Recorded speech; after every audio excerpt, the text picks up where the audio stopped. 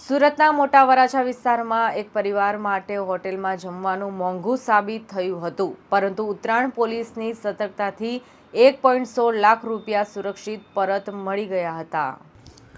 મળતી માહિતી મુજબ પોપટભાઈ દુધાત પરિવાર સાથે હોટલમાં જમવા ગયા હતા। તે દરમિયાન તેમણે બાઇકમાંથી રૂપિયા કાઢીને દીકરાની મોપેડમાં મૂક્યા હતા। જો કે આજુબાજુ એક સરખી દેખાતી બે મોપેડ ઊભી હોવાથી ભૂલથી રૂપિયા બીજી મોપેડમાં મુકાઈ ગયા હતા।